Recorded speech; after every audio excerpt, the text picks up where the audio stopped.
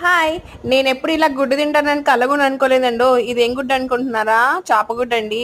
నేను ఏదో fish మార్కెట్‌కెళ్ళి fish తెచ్చుకోకుండా ఆత్రం ఆగని పెళ్ళికొడుకు అత్త మెడలో తాళి కట్టినట్టయితే ఈ గుడ్డు తెచ్చేసుకున్నాను.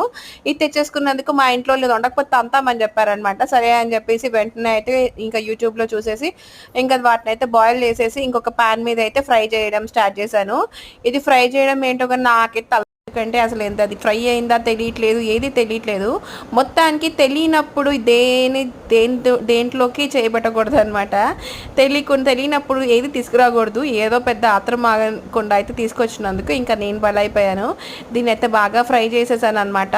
నిజంగా చెప్తున్నాను, ఫ్రై చేస్తుంటే నాకు ఎందుకో ఇది కొంచెం ఎగ్ ఫ్రై లాగా అయితే అనిపించింది.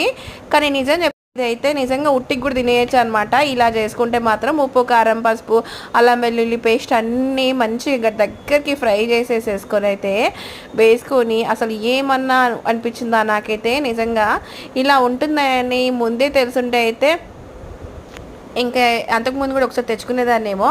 బట్ ఇదైతే ఉట్టినే తినేసిన అనమాట. చాలా చాలా టేస్టీగా ఉంది. మీరు కూడా డెఫినెట్గా ట్రై చేసి ఎలా ఉందో నాకైతే చెప్పండి. Bye, take care and have a nice day.